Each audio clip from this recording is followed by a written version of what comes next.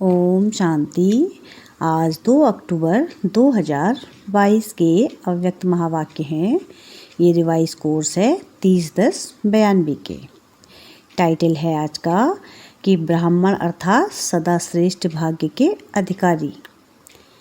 आज भाग्य विधाता बाप दादा अपने सर्व बच्चों का श्रेष्ठ भाग्य देख हर्षित हो रहे हैं। इतना श्रेष्ठ भाग्य और इतना सहज प्राप्त हो, ऐसा भाग्य सारे कल्प में सिवाय आप ब्राह्मण आत्माओं के और किसी का भी नहीं है। सिर्फ आप ब्राह्मण आत्माएं इस भाग्य के अधिकारी हो। यह ब्राह्मण जन्म मिला ही है कल्प पहले के भाग्य अनुसार। जन्म ही श्रेष्ठ भाग्य के आधार पर है, क्योंकि ब्राह्मण जन्म स्वयं भगवान द्वारा होता है। अनादि बाप और आदि ब्रह्मा द्वारा यह अलौकिक जन्म प्राप्त हुआ है। जो जन्म ही भाग्य विधाता द्वारा हुआ है, वह जन्म कितना भाग्यवान हुआ। अपने इस श्रेष्ठ भाग्य को सदा स्मृति में रख हर्षित रहते हो। सदा स्मृति प्रत्यक्ष रूप में हो, सदा मन में इमर्ज करो। सिर्फ दिमाग में समाया हुआ है ऐसे नहीं, लेकिन हर चलन और चेहरे में स्मृति स्वरूप प्रत्यक्ष रूप में स्वयं को अनुभव हो और दूसरों को भी दिखाई दे कि इन्हों की चलन में चेहरे में श्रेष्ठ भाग्य की लकीर स्पष्ट दिखाई देती हैं।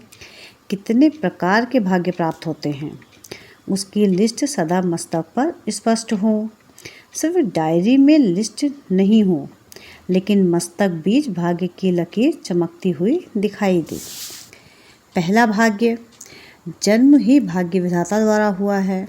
दूसरी बात, ऐसा किसी भी आत्मा व धर्मात्मा महान आत्मा का भाग्य नहीं जो स्वयं भगवान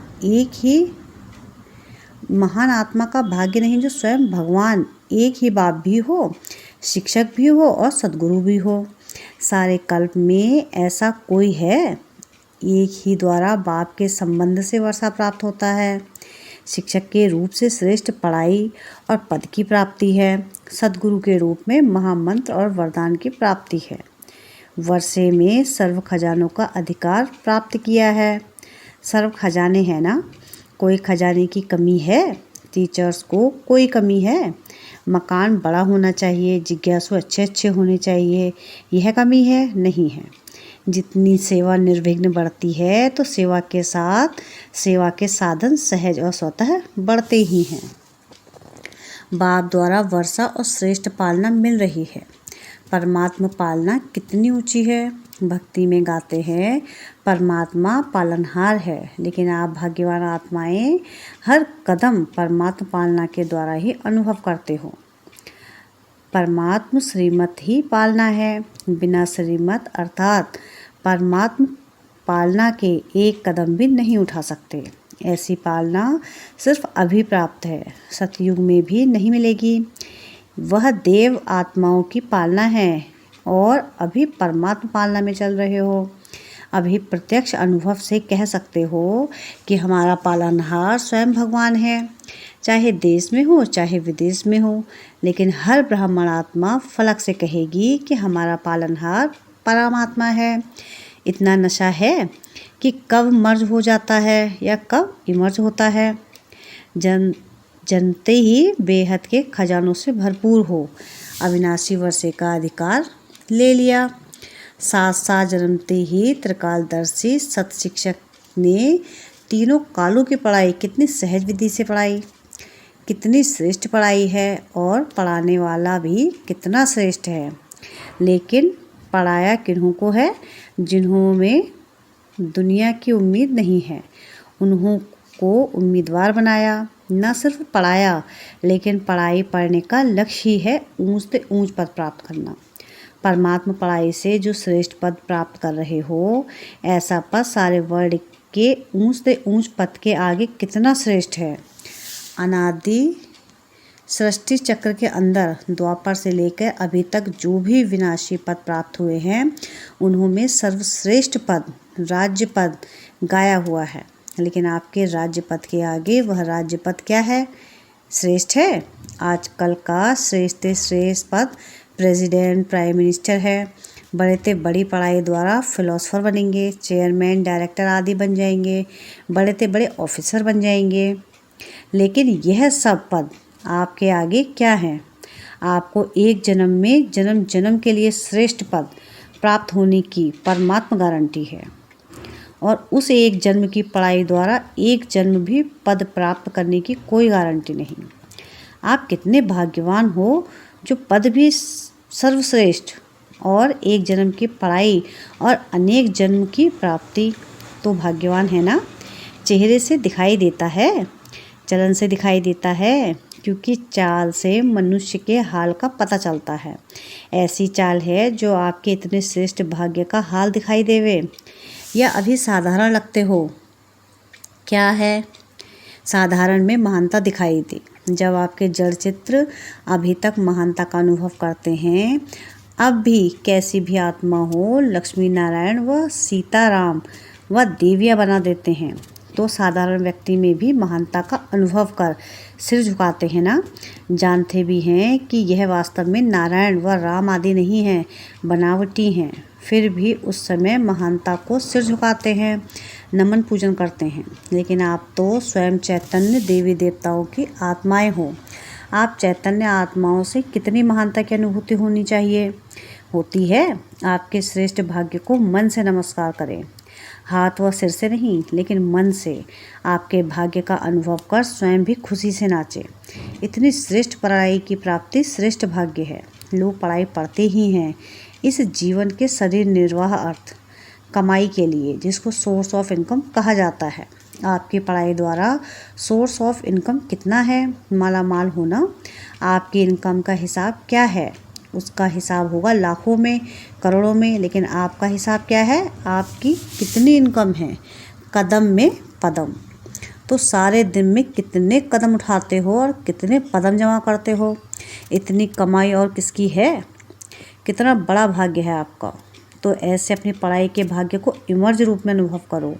किसी से भी पूछते हैं तो कहते हैं ब्रह्मा कुमार और कुमारी तो हैं, बन तो गए हैं, लेकिन ब्रह्मा कुमार व कुमारियाँ अर्थात श्रेष्ठ भाग्य की लकीर मस्तक में चमकती दिखाई दे। ऐसे नहीं कि ब्रह्मा कुमार व कुमारी तो हैं, लेकिन मिल जाएगा, कुछ तो बन ही जाएंगे, चल तो रहे ही हैं, बन तो गए ही हैं, बन गए हैं, या भाग्य को देख करके उड़ रहे हैं। इसमें बन तो गए हैं, बन ही रहे हैं, चल ही रहे हैं, ये बोल किसके हैं? श्रेष्ठ भाग्यवान के ये बोल हैं।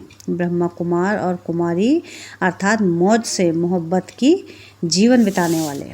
ऐसे नहीं कि कभी मजबूरी, कभी मोहब्बत। जब कोई समस्या आती है तो क्या कहते हो? चाहते नहीं हैं, लेकिन मजबूर हो गए हैं। भाग्यवान अर्थात मजबूरी खत्म, मोहब्बत से चलने वाले। चाहते हैं, लेकिन ऐसी भाषा भाग्यवान ब्राह्मण आत्माओं की नहीं है। भाग्यवान आत्माएं मोहब्बत के झूले में मौज में उड़ती हैं, उड़ती कला की मौज में रहती हैं। मजबूरी उनके आगे आ नहीं सकती। समझा? अपना श्रेष्ठ भाग्य मर्ज नहीं रखो, इमर्ज करो। तीसरी बात, सद्गुरु द्वारा क्या भाग्य प्राप्त हुआ? पहले तो महामंत्र मिला। सद्गुरु का महामंत्र क्या मिला? पवित्र बनो, योगी बनो। जन्मते ही यह महामंत्र सद्गुरु द्वारा प्राप्त हुआ, और यही महामंत्र सर्व प्राप्तियों की चाबी बच्चों को मिली। योगी जीवन, पवित्र जीवन, योगी जीवन, पवित्र जीवन ही सर्व प्राप्तियों का आधार है, इसलिए यह चाबी है। अगर पवित्रता नहीं, योगी जीवन नहीं, तो अधिकारी होते हुए भी अधिकार की अनुभूति नहीं कर सकेंगे। इसलिए यह महामंत्र सर्व खजानों की अनुभूति की चाबी है।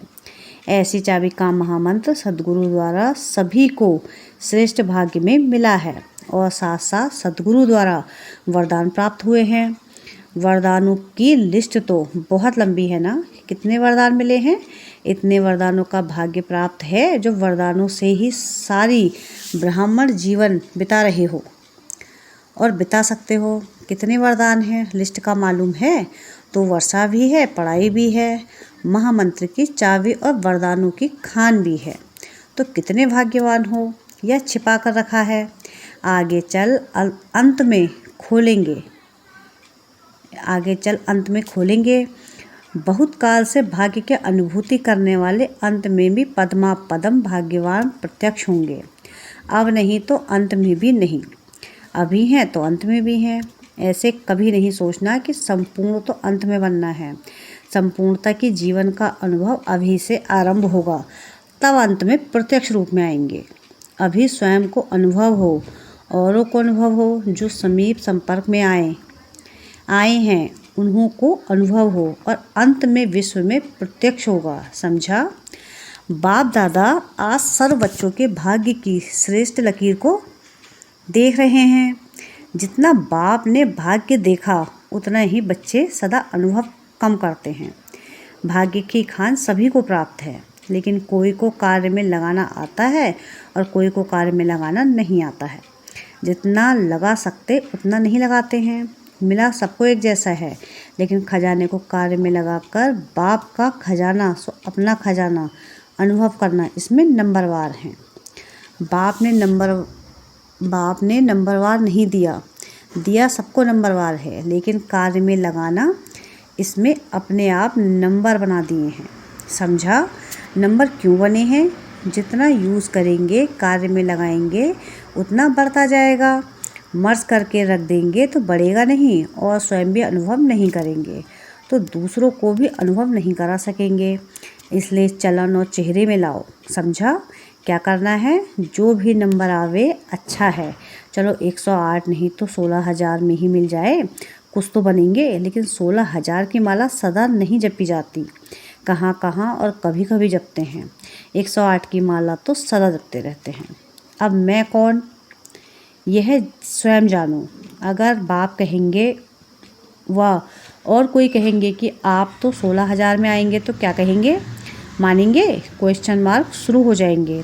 इसलिए आप अपने आप को जानो, मैं कौन। अच्छा, चारों ओर के सर्व भाग्यवान आत्माओं को, सर्व जन्म से प्राप्त परमात्म जन्म अधिकारी आत्माओं को, सर्व बाप द्वारा श्रेष्ठ वर्षा और परमात्म पालना लेने वाले सत शिक्षक द्वारा श्रेष्ठ पढ़ाई का श्रेष्ठ पद और श्रेष्ठ कमाई करने वाले सद्गुरु द्वारा महामंत्र और सर्व वरदान प्राप्त करने वाले ऐसे अति श्रेष्ठ पद्मा पदम हर कदम में पदम जमा करने वाली श्रेष्ठ आत्माओं को बाप दादा का याद प्यार और नमस्ते।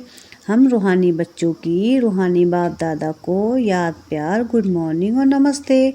शुक्रिया प्यारे बाबा, शुक्रिया। अव्यक्त बाप दादा से पर्सनल मुलाकात, यथार्थ सेवा व यथार्थ याद की निशानी, निर्विघ्न रहना और निर्विघ्न बनाना।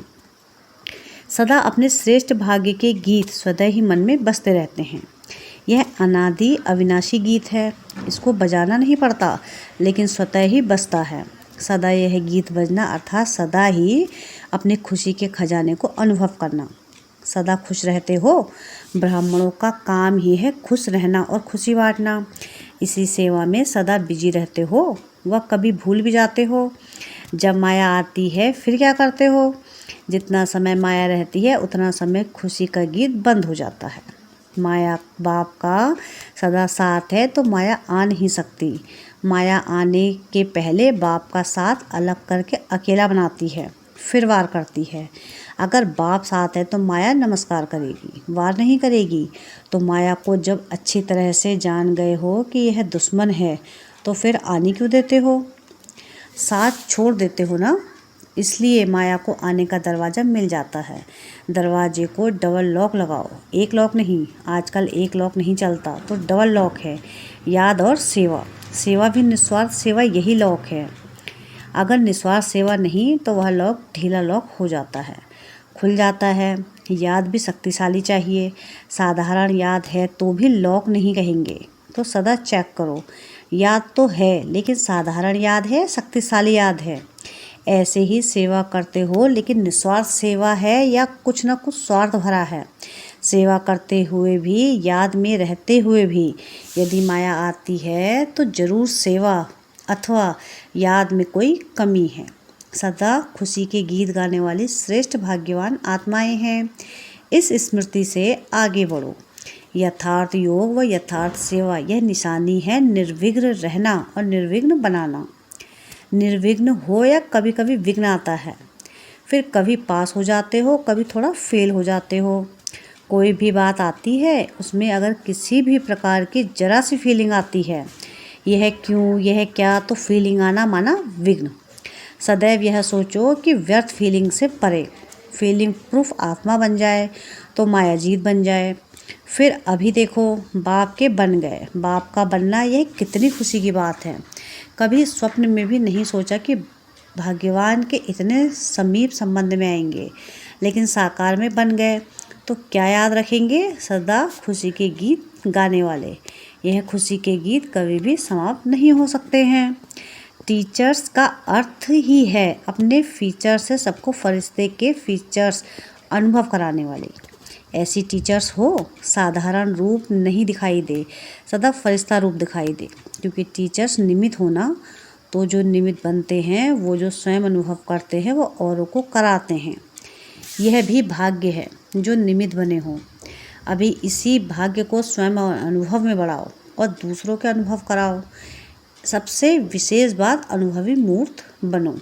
वरदान है आज का कि जिम्मेवारी की स्मृति द्वारा सदा अलर्ट रहने वाले शुभ भावना शुभकामना संपन्न भाव। आप बच्चे प्रकृति और मनुष्यात्माओं की वृत्ति को परिवर्तन करने के जिम्मेवार हो, लेकिन यह जिम्मेवारी तब ही निभा सकेंगे जब आपकी वृत्ति शुभ भावना शुभकामना से संपन्न, सत्वप्रधान और शक्तिशाली होगी। जिम्मेवारी की स्मृति सदा अलर्ट बना देगी। हर आत्मा को मुक्ति, जीवन मुक्ति दिलाना, वर्षे के अधिकारी बनाना, यह बहुत बड़ी जिम्मेवारी है। इसलिए कभी अलवेलापन ना आए, वृत्ति साधारण ना हो। स्लोगन है आज का, हर कर्म द्वारा सहारे दाता बाप को प्रत्यक्ष करो तो अनेक आत्माओं को किनारा मिल जाएगा। क्या है स्लोगन आज का कि अपने हर कर्म द्वारा सहारे दाता बाप को प्रत्यक्ष करो तो अनेक आत्माओं को किनारा मिल जाएगा। अच्छा, ओम शांति।